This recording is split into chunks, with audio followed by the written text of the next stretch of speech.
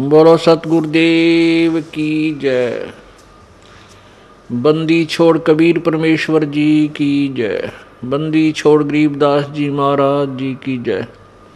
स्वामी रामदेवानंद जी गुरु महाराज जी की जय। सर्व संतों की जय, सर्व भक्तों की जय, धर्मी पुरुषों की जय, श्री काशी धाम की जय, श्री छुड़ानी धाम की जय, श्री कनौथा धाम की जय, श्री बरवाला धाम की जय। सत साहिब ग्रीव नमो नमो सतपुरुष को नमस्कार। गुरु की नहीं सुर नर मुनि जन साधुआं संतों सर्वसदी नहीं। सतगुरु साहेब संत सब डंडो तुम प्रणाम। आगे पीछे मध्य हुए तिनको जा कुर्बान। निराकार निर्विषम काल जाल वैभंजनम निर्लेपम निज निर्गुणम अकलनु बेशुंदनम। सोहम सुरति समाप्तम सकल समाना निरतलय उज्ज्वल हिरंबर हरदमम बेपरवा अथा है वार पार नहीं मध्यतम। ग्रीब जो सुमर सिद्ध होई गणनायक गलताना। करो अनुग्रह सोई पारस पद परवाना। आदि गणेश मनाऊं गणनायक देवन देवा। चरण कमल लो लाऊं आदंत करूं सेवा।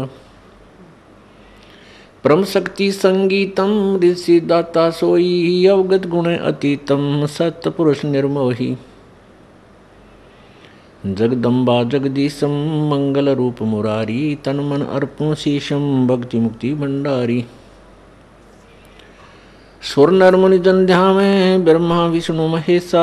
शेष समुख गावे पूज्य आज गणेशा। इंद्र कुबेर सरीखा वरुण धर्म राय ध्यावे। समरस जीवन जी का मन इच्छा फल पावे। 33 कोटि अधारा जावे से 88। उतरे भव जल पारा कट है यम की फांसी। 33 कोटि अधारा जावे से 88। उतरे भव जल पारा कट है यम की फांसी। कर जोरूं विनती करूं धरूं चरण पर शीसे। गुरु जी राम देवानंद जी महाराज ने दियो नाम बख्शीश। कोटि कोटि सिजदा करूं कोटि कोटि प्रणाम। चरण कमल में राखियो मैं बांधी जाम गुलाम। कुत्ता तेरे दरबार का मोतिया मेरा नाम। गले प्रेम की जेवड़ी जाखे तो वहाँ जाऊं मैं। तो करो तो बावड़ू दूर दूर करो तो जाऊं। जो राखो तो ही रहूं जो देवो सो खाऊं। जय इब के सतगुरु मिले सब दुख आखू रोए। चरणों ऊपर शीश धरूं कहूँ जो कहनी हो। कबीर साईं मिलेंगे पूछेंगे कुशलात। आद अंत की सब कहूँ अपने दिल की बात।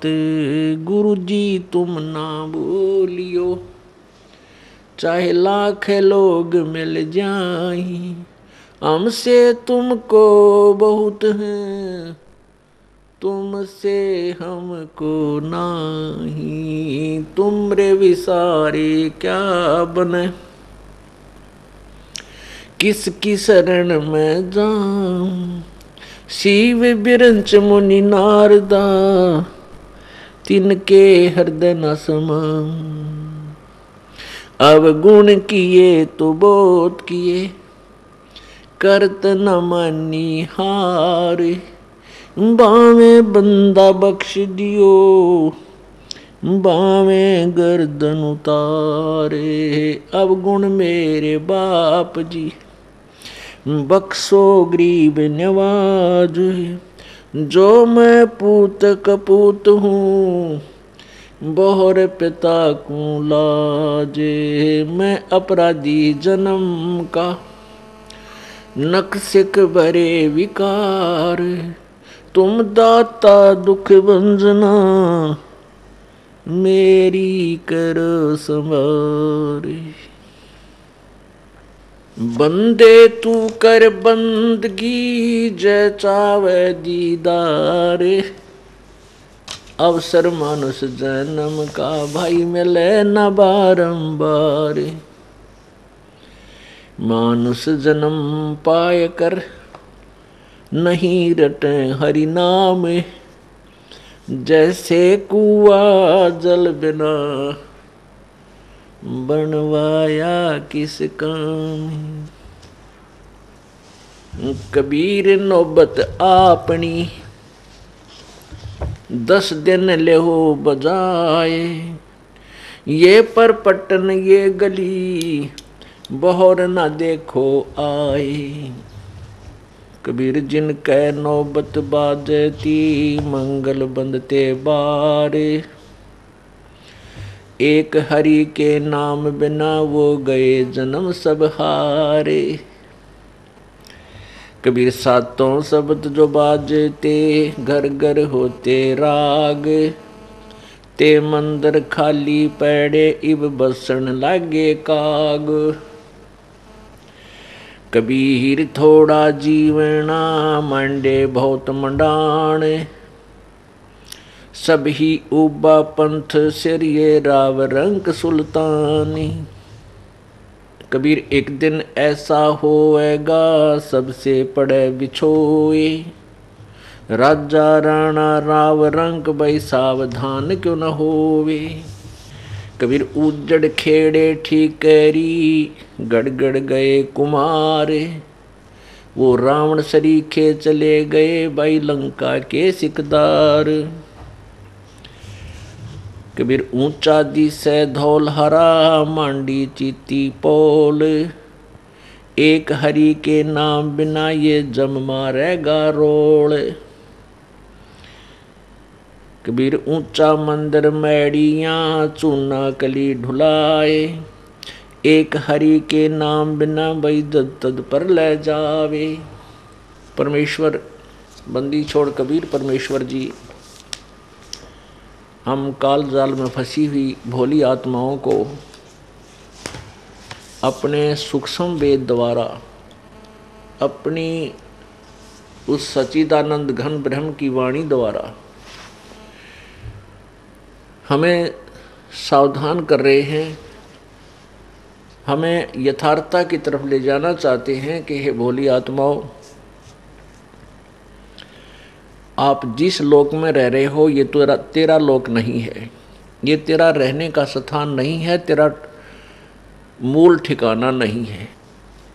जिस वस्तु को तुम अपनी मान बैठे हो ये आपकी नहीं है। ये पूरी पृथ्वी ऐसी समझो जैसा एक रेस्टोरेंट होता है। आप यहाँ कुछ समय के लिए आए हो, आपको कोई मकान घर झोंपड़ी जो बनाया है ये यहीं रह जाएगा जब तक आप यहाँ रहने का किराया भर कर आए हो भगवान के दरबार में, उतने समय तक आप यहाँ रह सकते हो। उसके बाद जिस दिन भी आपका वो रेंट खत्म हो जाएगा, आपकी वो पुण्य कमाई, आपका जो जीवन श्वास समाप्त हो जाएंगे, उसके बाद आप एक पल भी यहाँ नहीं रह सकोगे।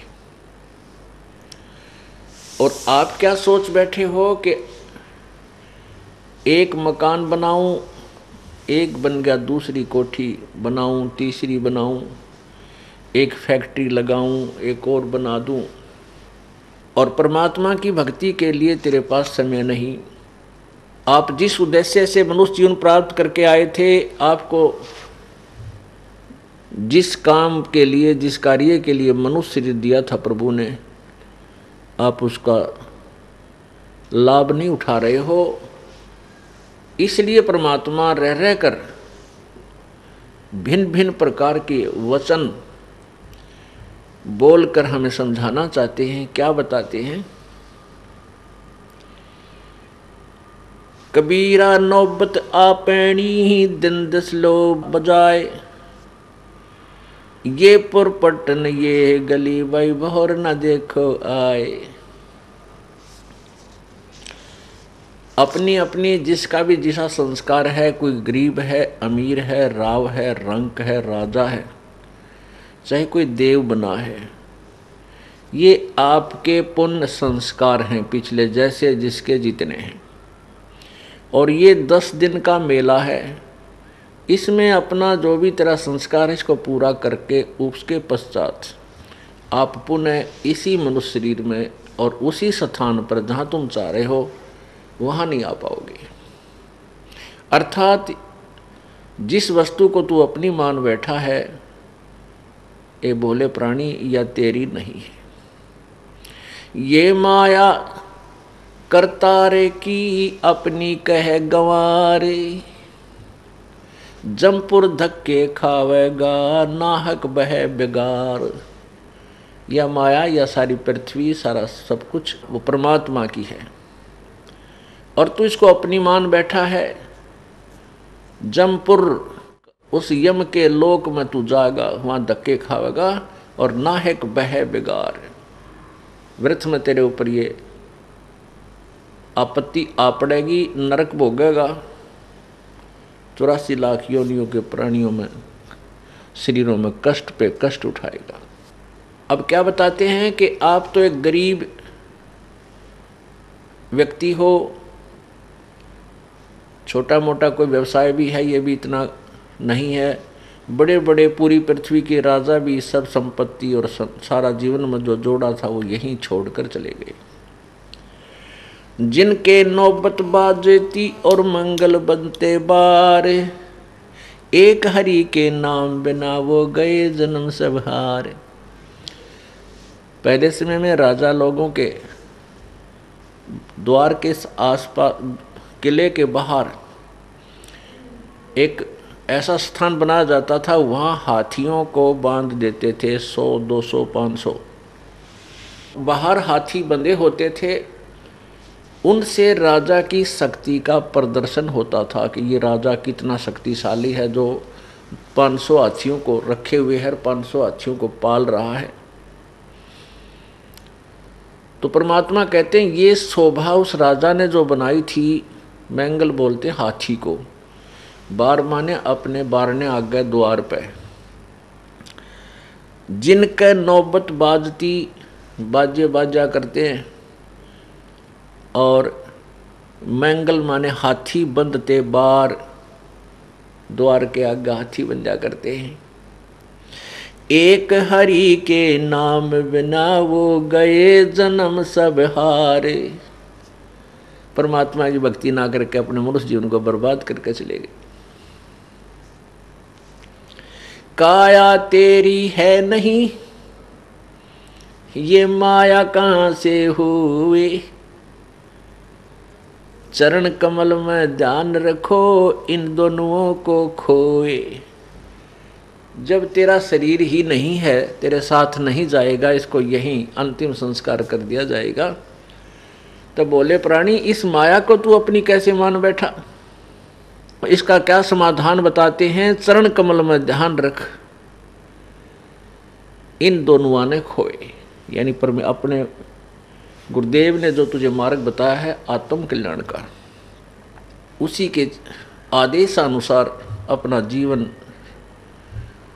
निर्वाह कर, जीवन सफर पर चल, फिर तेरा छुटकारा निश्चित हो जाएगा।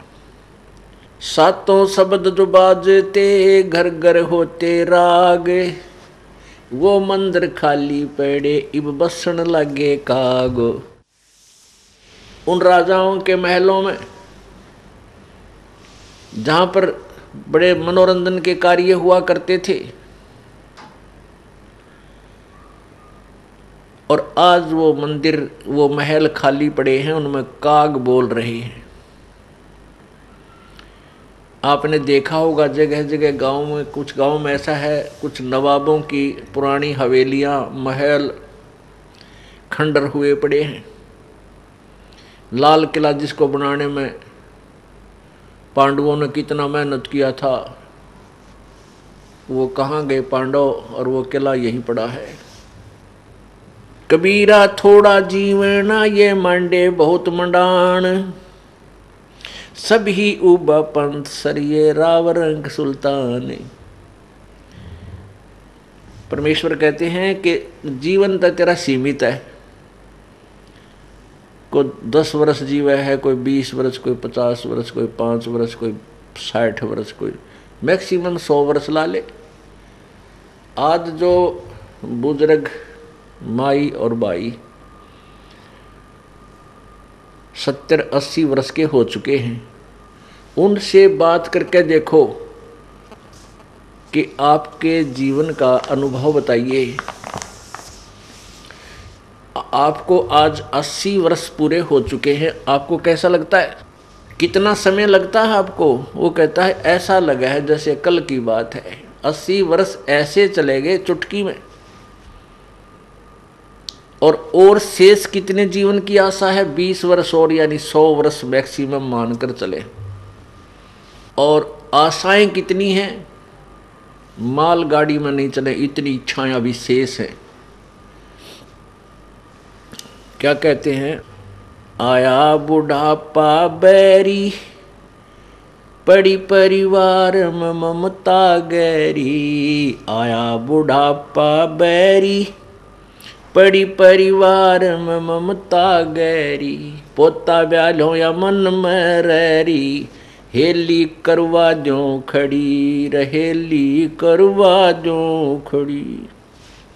हेर नर दोख दोख लुट गया आगी अंत घड़ी। बुढ़ापे में क्या सोचा है बुजुर्ग? देखो पोता पोती हुए पाछे बच्चे सारा कमांड संभाल लेते हैं और उसके पास कुछ नहीं रहता, केवल आशाएं इच्छाएं रह जाती हैं। तो क्या सोचता हो बूढ़ा कि भगवान पोता ब्याह लो, ये पोता मेरा ब्याह आ जाए मेरी आँखों के सामने, बस आनंद काया हो जाए, और एक हवेली बना दूं। वर्तमान के शब्दों में कोठी, एक कोठी और बना दूं,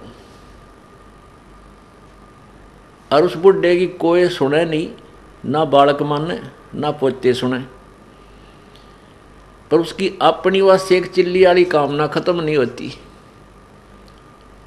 तो जिसके पास भक्ति नहीं है, भगवान का नाम नहीं है, उसका बुढ़ापा उसके लिए दुश्मन, और जिसके पास भक्ति है उसके लिए उसका बुढ़ापा मित्र बन जाएगा। क्योंकि बच्चों को सलाह बड़े बुजुर्ग तब तक देते हैं जब तक वो खुद सोचन समझन योग्य नहीं होते। और ये भी हमें भगवान के तत्व ज्ञान से ये भी हमें पता चल जाता है कि इस बच्चे के भाग्य में जो है वही मिलेगा। ना तेरे चीचू करण तक वो कंपत्ति होगा और ना ही किसी और तरीके से। हाँ, तरीका एक है कि ये बच्चा तेरे वाला यदि भगवान से जुड़ जावे तो परमात्मा फिर इसकी आपत्तियों को हल्का करने लग जाएगा। ऐसा हो जाता है तो उसका तो बुढ़ापा कति स्वर्ग बन गया। ऐसा नहीं भी होता है, बच्चे नहीं भी मानते हैं, तो इस ज्ञान को आधार बना ले। अपनी भक्ति में बाधा नहीं आने दे। बच्चे युवा हो जाते हैं और बाल बच्चेदार हो जाते हैं तो वो बालक नहीं रहते, वो बहुत सोच समझ के कदम उठाते हैं। लेकिन बुजुर्ग ने सोचा है बूढ़ा कि ये नाश करेगा, बस ये यहाँ काम बिगाड़ेगा, मेरी मानता नहीं। अपने समय में जैसे बचपन था हमारे, जब उस समय कुछ और माहौल था, और तरह की व्यवसाय था। अब इस उम्र में हम 68-60 साल के हो गए, 58 वर्ष के, अब कितना परिवर्तन हो गया। अब हम बच्चों को उस अपने पुराने हिसाब से सेट करा तो कैसे होंगे? हमारी सोच तो 50 वर्ष पुरानी है। तो इस दृष्टिकोण से आधी लड़ाई हम आप बना लें बुढ़ले। तो इनको चाहिए, जिनको नाम ले लिया, अग बेटा भगवान ने याद रखो और नेक नीति तक काम करो, परमात्मा बरकत जरूर देता है आपके किए कर्म का। और कोई हानि भी होती है तो ज़्यादा होनी हो वह कम टलेगी, ये नियम है ईश्वर का, और नहीं तो हानि नहीं होगी। तो इस तरह विचार करके अपनी भक्ति करता रहे। बच्चे कोई सलाह मांगे तो जिसी बुद्धि काम करे दे दे, बेटा मेरी तो इतनी बुद्धि काम करे है, और आप बुद्धिमान हो और भी किसी आपके साथी सहयोगी से सलाह करके इस काम को कर लीजिए। होना है फिर परमात्मा के अधीन, क्योंकि हम उस मालिक के कंट्रोल में हो गए। अब हमें आउट ऑफ लाइन नहीं जाने देगा परमात्मा। जब हम उसकी शरण में हैं, उसके उपदेश ले लिया है, उसके नियमों का पालन कर रहे हैं, तो वो परमेश्वर हमें बिल्कुल ठीक लाइन पर चलाएगा, बाहर नहीं जाने देगा। इसलिए बूढ़ा बुजुर्ग जो है अपने उस बुढ़ापे को फिर बहुत आसानी से पूरा कर जाएगा। नहीं तो ये शत्रु है, आया बुढ़ापा बैरी। जितना वृद्ध होता जाएगा, क्योंकि 2 बेटे 2 बेटी, फिर उनका 2-2 3-3 संतान है। अब पोते के गड़बड़ होगी तो बूढ़ा दुखी, पोती का होगी तो बूढ़ा दुखी, बेटी का होगी तो बूढ़ा बुजुर्ग बुढ़िया दुखी हैं। तो कितनी कहाँ तक की आपत्तियाँ आने के लिए रास्ते खुल गए। और भगवान की भक्ति में जुट जा खूब डट के। और फिर ये भी होगा कि राम नाम पर जुट गए तो निश्चिंत हो गए।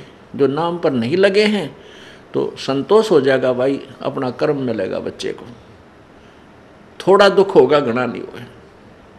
तो इस प्रकार हम अपने इस जीवन को सफल करेंगे। तो यहाँ क्या बताना चाहते हैं कि कबीर परमेश्वर जी कहते हैं, कबीर जीना थोड़ा जीवन तो थोड़ा और बांडे बहुत मंडाण। पता नहीं कितनी इच्छाएं पाड़ ली। और सब ही उबा पंथ सरिये राव रंक सुल्तान। कहते सब मुसाफिर हैं, ये चाहे राजा है चाहे गरीब है चाहे अमीर है, सभी ने यहाँ से चलना है। ये चलो चलो हो रही है भाई, ये सभी कूच करते जा रहे हैं। जिसका जहाँ भी रेलवे स्टेशन आ जाता वहीं उतर जाता वो। एक दिन ऐसा होवेगा सबसे पड़े बिछो। एक दिन ऐसा आएगा कि तू अपने परिवार से बिछुड़ जाएगा, इनके साथ नहीं रह पाएगा। इससे भी अपना हिसाब लगा ले, ये तेरा नहीं है। लेकिन इसका अर्थ ये नहीं है कि इनसे कोई नफरत करे। हम एक ट्रेन में बैठे हैं, एक बोगी में नारे नारे, प्रत्येक कंपार्टमेंट में। तो वो हमारे साथ बैठे हुए जो यात्री हैं, उन यात्रियों से हमारा कैसा व्यवहार होता है? अच्छा व्यवहार होता है, बात भी करते हैं, चर्चा भी चलते हैं, कोई मदद होती है वो भी हम करते हैं। कोई बुजुर्ग बीमार है उसके लिए गाड़ी रोकी है, कोई जूस ला देते हैं, कोई फल मंगाता फल ला कर देते हैं, प्यार से रखते। और अपना अपना स्टेशन आता है, उतर के चले जाते हैं। बस इतना ही उनके साथ हमारा लगाव होता, उसके आगे नहीं होता। ऐसे ही हमें ये समझना चाहिए, जीवन रूपी गाड़ी में हम एक परिवार रूपी कंपार्टमेंट में बैठे हैं। तो हमारा फर्ज बड़ा है, जब तक हमारा स्टेशन ना आता ना उतरे, इतने प्रत्येक की मदद करें जो जिसके योग्य है, जिसकी आवश्यकता है, और प्यार से रहें। बिल्कुल कोई झगड़ा नहीं, अपना एडजस्टमेंट करके चलें। तो एक जीवन रूपी गाड़ी के इस कंपार्टमेंट में बैठे हैं, तो ये सफ़र अच्छी तरह तय हो जाएगा। और उस कंपार्टमेंट में बैठे आपस में झगड़ा करें, लड़ पड़े, तो 2 घंटे मुश्किल हो जा पार उस सफ़र के, जीवन दूभर हो जा। तो इसको हमने इस तरह सोच के अपने इस जीवन रूपी सफ़र को सुख में बनाना है। कबीर एक दिन ऐसा होवेगा सबसे पड़े बिछो, राजा राणा राव रंक सावधान क्यों ना हो। उजड़ खेड़े ठीकरी ये घड़गड़ गए कुमार, वो रावण सरीखे चले गए भाई लंका के सरदार। आप देखते हो कहीं कहीं पर गांव के गांव पुराने समय के हिसाब से वो उजड़ हो गए, वो गिर के नष्ट हो गए और वहाँ ऊंचे ऊंचे टीले बन गए हैं और उनमें टूटे फूटे जो है ना पुराने मिट्टी के बर्तनों के वो ठीकरी पड़ी है, टुकड़े पड़े। तो परमात्मा याद दिलाते हैं वो भी तुम्हारे तरह इन कोठी बनाए बैठे थे यहाँ पर, और आज उनका क्या हाल हो रहा है, वो मकान ना वो सब कुछ नष्ट हो गया। तो ये तो अस्थाई सटे है आपका, यहाँ पर टेम्परेरी सटे है, अस्थाई आपका जो है ना पड़ाव है। और हमने अपने निज घर की तरफ प्रस्थान किया हुआ है। किन्होंने? जिनको मनुष्य जीवन मिल गया और साथ में ये यथार्थ मार्ग मिल गया, रास्ता मिल गया अपने घर का। तो उन्होंने अपना उद्देश्य यही रखना है कि हमने अपने घर जाना है। अस्थाई जहाँ भी हमने रुकना पड़ जाता है रात्रि में किसी शहर में, कोई धर्मशाला में, तो वो धर्मशाला ही होती है। तो ये हमारी एक धर्मशाला है। जैसे इस जीवन की धर्मशाला हमें ये क्षेत्र मिल गया, अपना ये घर है। लेकिन उद्देश्य क्या है कि हम घर जा रहे हैं, अपने सतलोक जाएंगे। ये तो धर्मशाला है, यानी एक होटल है, इसमें हम रुके हुए हैं। इस तरह इस जीवन को आगे चलाना है। ये बिल्कुल ये बातें कहने सुनने की नहीं है, ये कर पाड़न की है। इनको अपनी पल्ला गांठ में बना लो, विशेष डायरी में नोट कर ले और दूसरे तीसरे दिन एक बार न पढ़ ले। कति शांत मनता है, नो नहीं नित्य नियम की तरह रेल सी बना कर पढ़ लिया, नहीं। इनको पढ़ने का तात्पर्य से जोर दे यू क्या क्या कह रखा भगवान ने, और फिर हम भूले नहीं गए उस उद्देश्य को जिसके लिए हम यहाँ आए हैं। ऊंचा दिशे धौलहरा मांडी चीती पोल, एक हरि के नाम बिना यो जम मारेगा रोल। रोल मारना माने धोखा देना।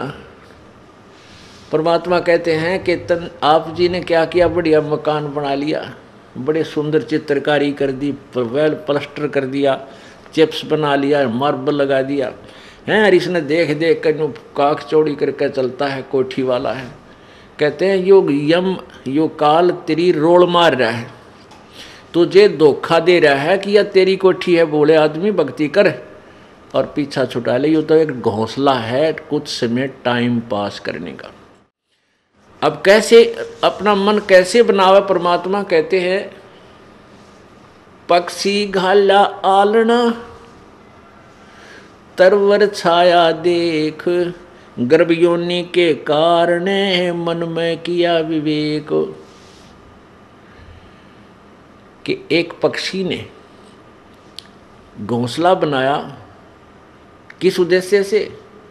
कि उसमें बच्चे पैदा करूँगा, और जब वो बच्चे पैदा हो गए, अंडे हो गए, फिर वो बच्चे बन गए, घोंसला कीता वो अब सैर सपट्टे में।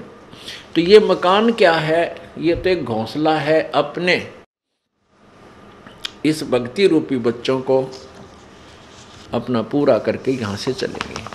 परमात्मा कहते हैं कि आपकी भावना कैसी होनी चाहिए इस मकान, घर, कोठी और यहाँ की संपत्ति में। जैसे पक्षी बन रम्या और संध्या ले विश्राम, प्रात समय उड़ जात है सो कहिए नी काम। जैसे पक्षी सारा दिन वन में मस्ती मारता है, इधर उधर दौड़ता है, फल फ्रूट खाता है, और शाम हो जाती है, संध्या हो जाती है, किसी वृक्ष पर बैठ जाता है और रात पूरी करी, सुबह उड़कर चला जाता है। उस वृक्ष से उसका कोई लिंक नहीं, रात रात काटनी थी। तो ये आपका एक जीवन जो है समझ लो एक रात्रि है। आपने यहाँ अपनी या रात पूरी करनी है, सुबह उठते ही। सुबह कब होगा? जब जीवन छूट जाएगा तो फिर चले जाएंगे, यहाँ इधर ध्यान नहीं रहेगा, हमारी इच्छा नहीं। इच्छा कब ना रहेगी? उस समय नहीं रहेगी जब हमें अपना अगले ठिकाने का 100% 100% विश्वास हो जाएगा कि जो साधना जो भक्ति में कर रहा हूँ ये मुझे वहाँ स्थान देगी। फिर इधर झाँक कर नहीं देखेंगे, चाहे 6 कोठी हो तेरी, इसमें इच्छा नहीं रहेगी। ये एक विधि है परमात्मा के पास जाने की। और जब तक इच्छा मरेगी नहीं पार तो नहीं हो सकते, लेकिन जैसी भक्ति आपने कर्म किए इनका फल अवश्य मिलेगा। तो वो फल जैसे आप भक्ति कर रहे हो ठीक ढंग से लगे भी हो और इच्छा मरी नहीं, अंत समय में या जैसे भी आप भावना जरूर रहेगी। ये तो पहले मर के देखना पड़ेगा हमने। कैसे मर के देखना पड़ेगा? जीवित मर के। जीवित कैसे मरना है? जैसे आप काम छोड़, आप यहाँ आते हो भक्ति परमात्मा की सत्संग सुनने के लिए, तो एक विचार बना हुआ मन में कि इस जीवन का सफ़र, इस जीवन का एंड, अंत ना जाने कहाँ हो जा। परमात्मा की वाणी है, कबीरा कहाँ गर्भियो ये काल गह कर केश, ना जाने कित मारेगा तुझे के घर के परदेश। इस बात ने याद रखे कि ना जाने ये काल तेरे बाल पकड़ के खींच कर ले जाएगा, और ना बेरा कित मारेगा परदेश में या घर मरेगा, नो बिना बेरा तेरी मृत्यु कहाँ होगी। अब बहुत से उदाहरण हैं, उनको याद करके डर लगना चाहिए भगत को। अब ताजे ताजे उदाहरण बहुत हैं इस तरह की जो मृत्यु होती है। हरियाणा के 2 कैबिनेट मिनिस्टर थे अभी 4 वर्ष पहले, 4.5 वर्ष पहले, और शपथ लिए उन्हें भी मेरे ख्याल 10 से 5 दिन हुए थे, और बहुत पैसे वाले थे, और एक मिनिस्टर, और उसकी क्या तमन्नाएं थी, एक ही हेलीकॉप्टर में दोनों की मृत्यु होगी। अब आगे क्या हुआ वो तो प्रभु जाने। उसके बाद अभी तुरंत मध्य प्रदेश के एक, वो आंध्र प्रदेश के मुख्यमंत्री जी हेलीकॉप्टर में पता नहीं कहाँ मृत्यु हुई, और 3 दिन के बाद उनकी के शव का पता लगा वो वहाँ पड़ा है। तो पुण्यात्माओं, इसको अब भक्तों को ये नो जीवित मरना पड़ेगा कि आप जब सत्संग या भक्ति की तरफ चलते हो, भगवान का भजन करना चाहते हो, तो जीवित मरना होगा। आप जब सत्संग की तरफ चलते हो, गुरुदेव के यहाँ आते हो 1 दिन 2 दिन के लिए, तो आपसे घर उस समय छूटेगा जब आप जीवित मर जाओगे। ये सोच लेना कि आज मैं मर गया, और 2 दिन के लिए आपकी मृत्यु, मान लीजिए मृत्यु तो होनी है, ये तो अंडरस्टूड है, यूनिवर्सल ट्रूथ है, ये तो बिल्कुल सच्चाई है, मृत्यु होगी। और इसका ये भी नहीं पता कब हो जाए, और यदि भक्ति पूरी ना हुई, हम धर्म कर्म कोई बना नहीं, तो वो जीवन व्यर्थ गया, चाहे लाख वर्ष जी ले। तो ये सोच ले कि भाई आज मैं 2 दिन खातिर मर गया। अगर परमानेंट मर जावा, सदा के लिए मर गया, मृत्यु होगी, तो फिर कौन करेगा उस काम को जिसके लिए तो भक्ति नहीं छोड़ना चाहता। ये सोचता है कि मेरा कार्य बिगड़ जाएगा, मुझे हानि हो जाएगी, और परमानेंट मर गया, फिर क्या होगा? फिर तो उसको आके संभाल ही नहीं सकता। 2 दिन के लिए मर ले, अब मर गया मतलब भाई चलो, चाहे कुछ भी नुकसान हो पीछे, और वापस आकर के उस नुकसान जो हो, वैसे तो परमात्मा नहीं होने दिया करते। जब दृढ़ विश्वास होगा, आप खड़े हो जाएंगे, आपके घर के सारे काम को संभालेंगे। परंतु आप ये सोच कर चलो कि आज मेरी मृत्यु होगी, 2 दिन मर गया मैं, 3 दिन के लिए मर गया, तो वापस आकर कम से कम उस बिगड़े हुए ने फिर ठीक तो कर लेंगे, और फिर साथ भगवान की पावर होगी, भगवान की शक्ति हमारे साथ होगी, तो वो और शीघ्र ठीक होगा। आपको मान ले 10,000 का नुकसान हो गया, और जब भगवान पर विश्वास है और भक्ति मार्ग पर आप दृढ़ हो, आपके मन मानो 50,000 का लाभ कर दिया भगवान। तो इसीलिए तो परमात्मा तलाश करते हैं। और जब परमात्मा हमारे कैसा घसियारा हो तो फिर उसने क्यों तलाश करें? क्या हो सकता है फिर उसके पीछे दौड़ धूप करने की? इसलिए ढूंढते हैं कि हम उसके लिए नहीं, अपने कल्याणार्थ। कितना दयालु है भगवान, कल्याण हम अपना करावें, वो हमारे घर के बच्चों की रखवाली वो आप करे, कितना कितना दयालु है। हम घर पर बैठे रहें और सारा नुकसान हो जाए, जब के कर ले। जींद में एक पूरा परिवार गर्मियाँ के दिन में ऊपर सोवा छत पर, नीचे ताला तोड़ के 5 लाख का सामान निकाल ले गए, बर्तन भी उठा ले गए, सुबह रोटी पाउंड आटा भी कौन पाया। बताओ, तो सारा परिवार वहाँ था और खूब रखवाले थे, ईब कर ले के करेगा। तो पुण्यात्माओं, इन पॉइंटों को अपने पल्ला गांठ ला लिया करें। जब ये भक्ति होगी ना, बालका का खेल नहीं है ये। और परमात्मा कहते समझा है तो सिर धर पाऊं और बहर नहीं रे ऐसा दाओ। जब तेरे आगे समझ में कि तो काम करे, पीछा छूटेगा। इस जन्म में कर ले चाहे किसी और जन्म में कर लिए, कभी मनुष्य जीवन मिला, ये तो आपने करना पड़ेगा या ट्रेनिंग, यो कोर्स पूरा करना पड़ेगा और फिर सदा के लिए सुखी होंगे। अपना एक सतलोक स्थान है, वो शाश्वतम स्थानम। गीता जी अध्याय नंबर 18 के श्लोक नंबर 62 में गीता ज्ञानदाता कहता है कि अर्जुन, तू सर्व भाव से उस परमेश्वर की शरण में जा, उसकी कृपा से ही तू परम शांति और शाश्वतम स्थानम यानी उस सनातन परम धाम को प्राप्त हो जाएगा। गीता जी अध्याय नंबर 15 के श्लोक 4 में कहा कि जब तुझे तत्व ज्ञान मिल जावे, उस तत्व ज्ञान रूपी शस्त्र के द्वारा इस अज्ञान रूप अंधकार को काट के अच्छी तरह इस ज्ञान को समझकर उसके पश्चात उस परम पद परमेश्वर की, उस परमेश्वर के उस परम पद की खोज करनी चाहिए, जहाँ जाने के बाद ये साधक फिर लौट कर संसार में कभी नहीं आते, और जिस परमेश्वर ने सारे ब्रह्मांडों की रचना की है।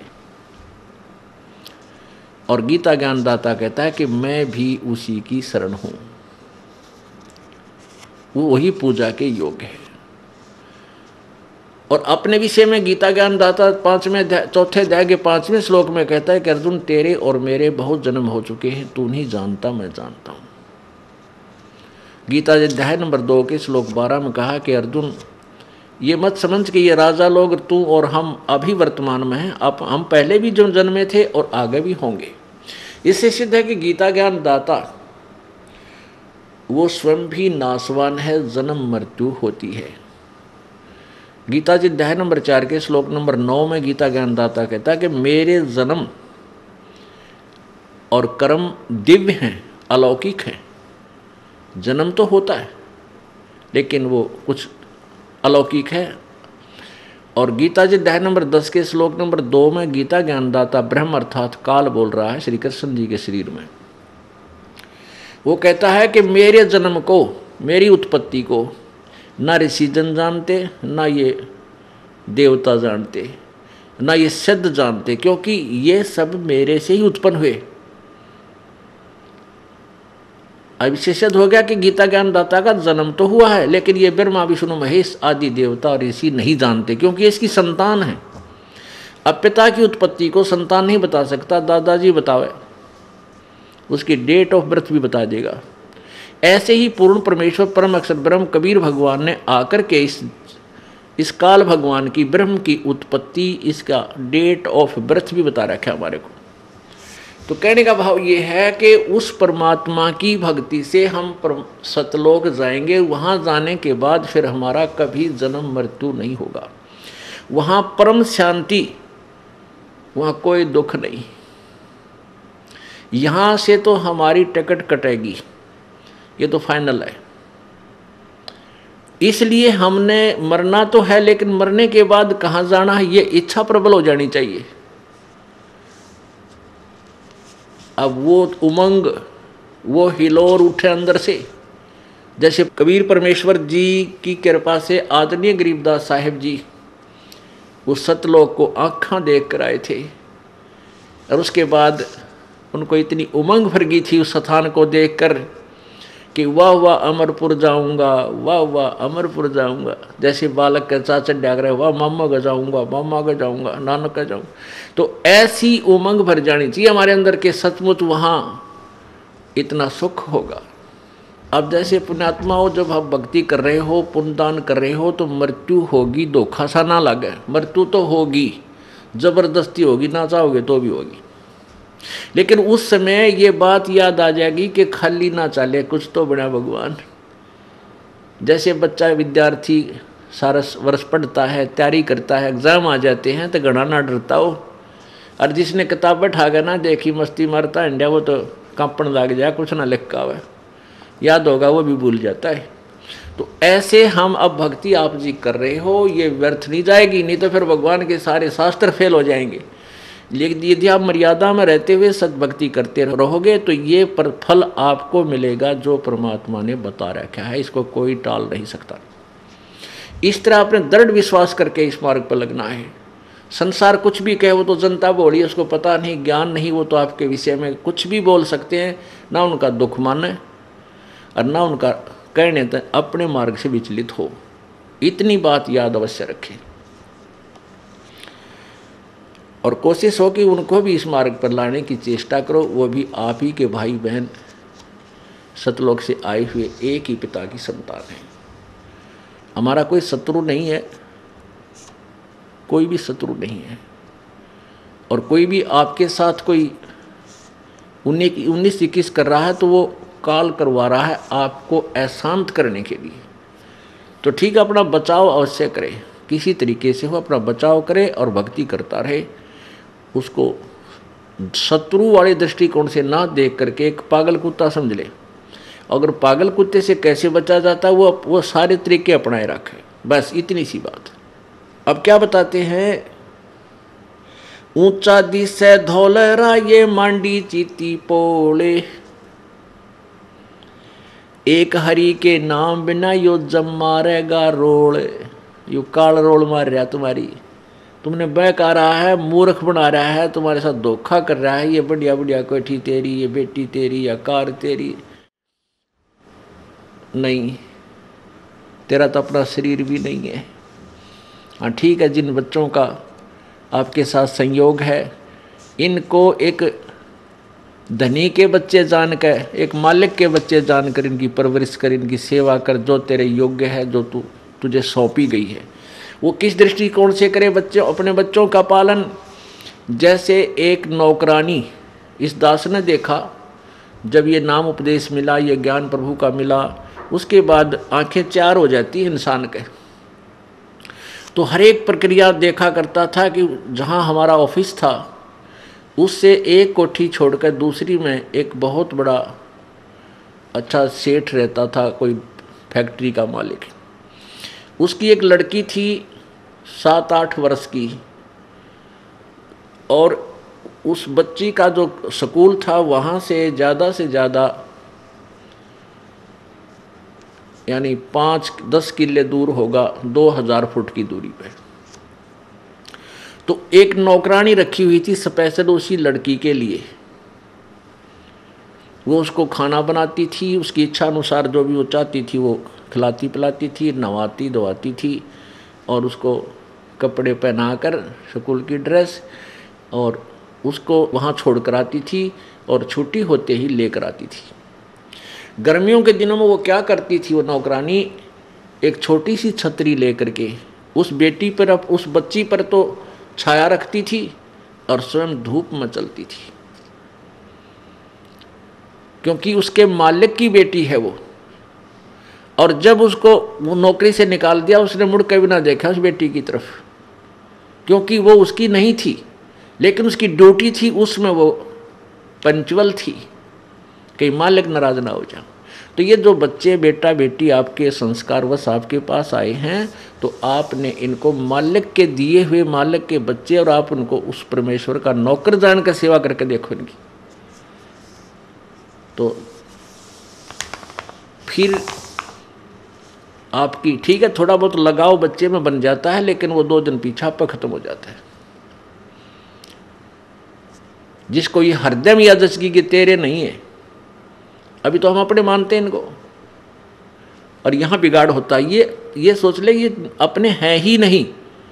एक लेवा एक देवा दूतम, कोई किसी का पिता न पूतम, ऋण संबंध जुड़ा एक ठाठा, अंश में सब 12 बाटा।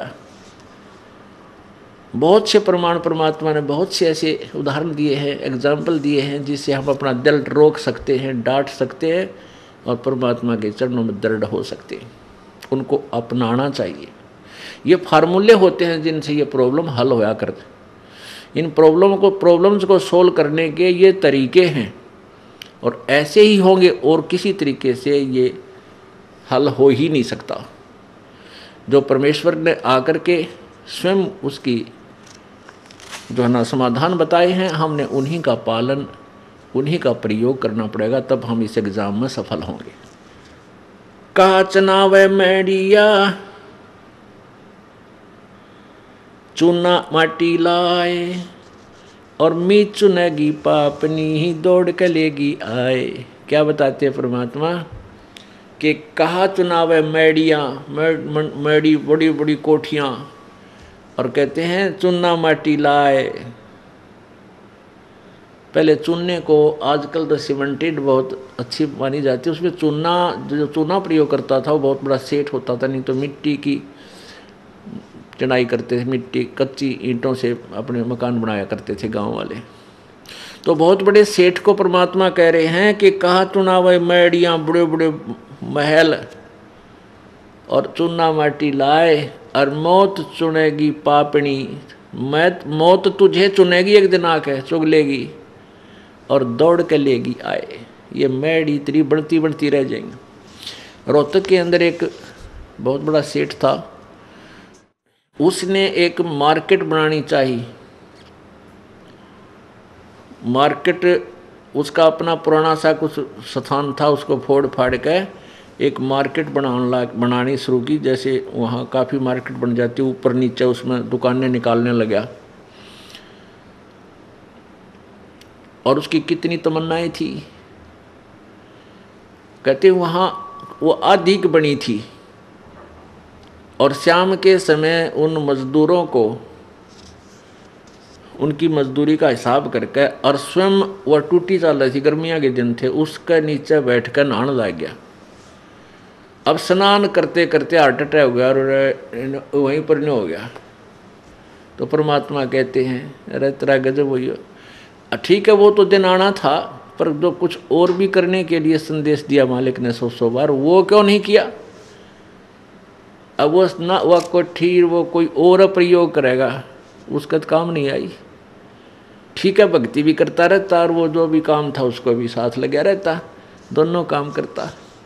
वो कब करता? जो पूर्ण संत की देखो, अधूरे संत, नकली संतों से भी लाभ नहीं होता और गलत साधना से भी जीव सफल नहीं हो सकता, जीवन सफल नहीं हो सकता, ना भक्ति सफल हो सकती।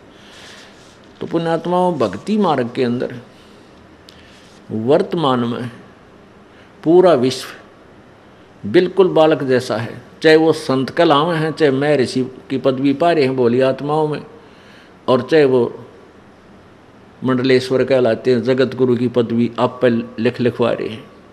किसी को भी ABC कह भी नहीं पता भक्ति मार्ग का। इस बात को सुनकर प्रत्येक आदमी जो प्रथम बार सुनता है इस दास के इन वचनों को, वो मन में बहुत से दोष पैदा कर लेता है। वो सोचता है कि ये अपने आप को पता नहीं क्या समझता है, बड़ा अभिमानी है, अपने आप को रामपाल पता नहीं क्या बनाए बैठा है। नहीं, इस दास का ना तो यो कोई खानदानी प्रोफेशन था। अग भाई हमारे दादे परदादे इस काम पर लग रहे थे, नहीं, एक किसान परिवार में जन्म था इस दास का, और 2 रोटी परमात्मा ने बढ़िया दे रखी थी, जूनियर इंजीनियर की नौकरी थी। परमात्मा ने ना जाने किस प्रकार अनहोनी की है, या इस दास को वो खजाना दे दिया जिसकी पूरे विश्व को आवश्यकता है। और इसके अतिरिक्त कोई अल्टरनेट नहीं, जीव सुखी हो जाए या वो कोई धनवान हो सके, कोई तरीका नहीं। हाँ, बेईमाना, चोरी, ठगी, ये तरीके समाज ने अपना लिए हैं धनी होने के, लेकिन इनसे कभी धनी नहीं हो सकता, ना शांति हो सकती।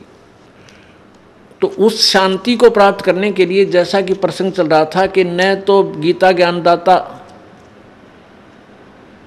स्थायी है, न उसकी जीवन मृत्यु समाप्त हुई है, और न ब्रह्मा विष्णु महेश और अन्य देवता, क्योंकि ये उसी के अंतर्गत हैं। उनको भी नहीं ज्ञान है यथार्थ भक्ति मार्ग का, इसलिए वो भी शाश्वत स्थान को प्राप्त नहीं कर सकते। और इस दास को ज्ञान हुआ उस परम अक्षर ब्रह्म का, पूर्ण परमात्मा की भक्ति का। इस दास के बताए हुए मार्ग से वो परमात्मा प्राप्ति हो सकती है, और कोई तरीका नहीं इस विश्व में नहीं है। इसको चाहे अभिमान सोच लो या कति यथार्थ और सच्चाई मान लेना। हाँ, ये कुछ दिन के बाद आप फिर बाद में पश्चाताप किया करोगे कि सचमुच वो सत्य कहा करते थे। अब एक थोड़ी सी झलक आपको दिखाएंगे कि ब्रह्मा विष्णु महेश और देवताओं को कितना ज्ञान था, ऋषि और महर्षि को कितना ज्ञान था, और उनको उनका ज्ञान ऐसा है तो उनको समाधान, वो शाश्वत स्थान उनको मिला कैसे होगा, नहीं मिला होगा, इसलिए वो काल के जाल में रहे हैं और हैं। उसके लिए आपको एक छोटा सा प्रमाण देते हैं, श्री देवी भागवत महापुराण क्लियर कर देगी। पुण्यात्माओं, प्रत्येक बार प्रत्येक सत्संग में 10, 20, 50, 100 भक्त ऐसे होते हैं जो प्रथम या दूसरी या तीसरी या चौथी बार आए हैं, और उनको ये प्रकरण रह कर सुना जाना अति आवश्यक है कि ताकि उनको ये कंसेप्ट क्लियर हो जा कि वे ब्रह्मा विष्णु महेश को ज्ञान नहीं था। हाँ, बिल्कुल नहीं था। भक्ति मार्ग का उनको कोई ज्ञान नहीं है, था कि है भी नहीं अभी तक। अब उनका ब्रह्मा विष्णु महेश जी की हमने कहाँ से महिमाएं सुनी? पुराणों से, और उन्हीं पुराणों से ही किसी ने हमें सुना के मैं पुराणों से बता रहा हूँ।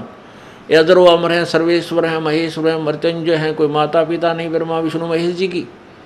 और आज उन्हीं पुराणों में हम आंखों पढ़ रहे हैं, उनमें लिखा है कि ये तो नासवान हैं, इनके माता पिता हैं, इनकी जन्म मृत्यु होती है, और इनको भक्ति मार्ग का कोई ज्ञान नहीं था।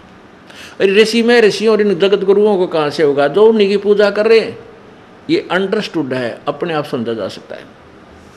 उसके लिए देखिएगा श्रीमद् देवी भागवत। पहले तो ये देखिए कि ब्रह्मा विष्णु महेश अजर अमर हैं या नासवान हैं, ये दिखाते हैं श्रीमद् देवी भागवत। ये देखिएगा श्रीमद् देवी भागवत,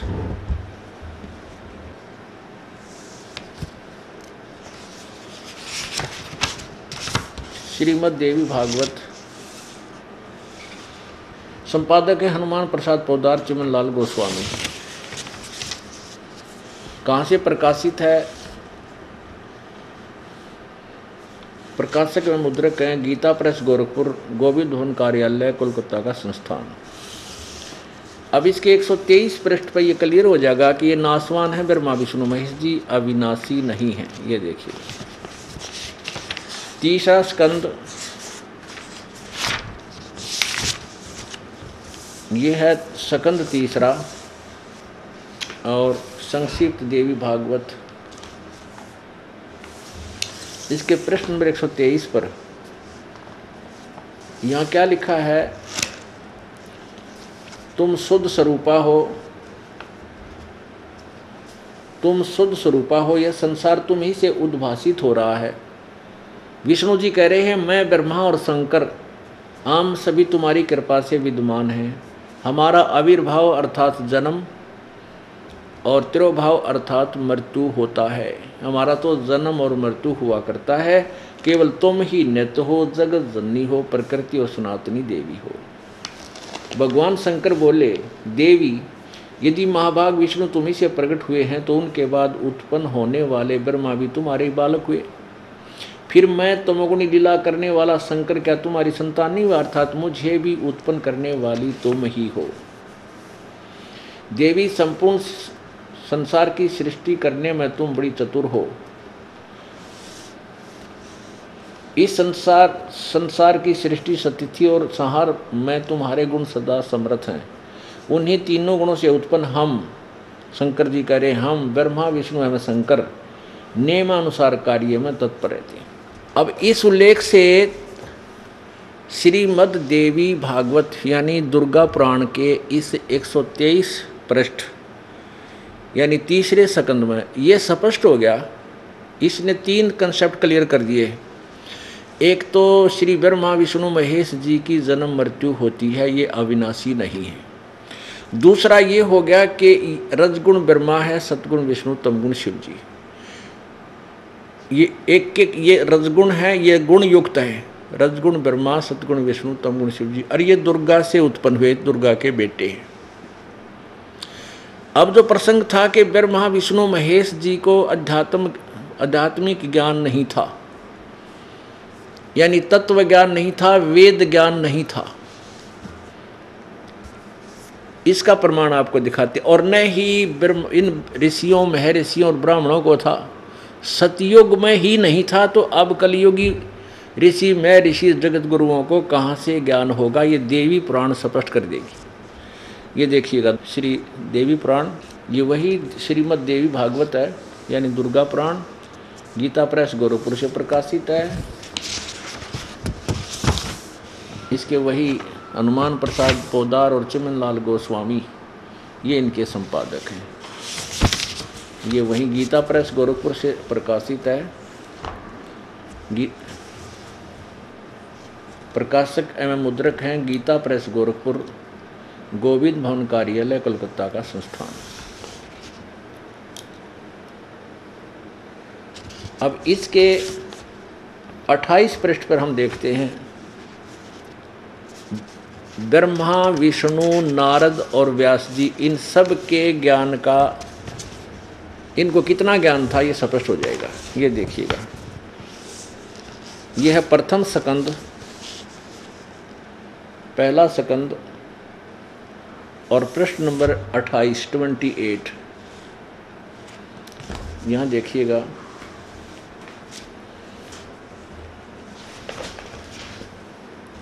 नारद जी ने कहा, महाभाग व्यास जी, तुम इस विषय में जो पूछ रहे हो, ठीक यही प्रश्न मेरे पिताजी ने भगवान श्री हरि से किया था, यानी विष्णु जी से।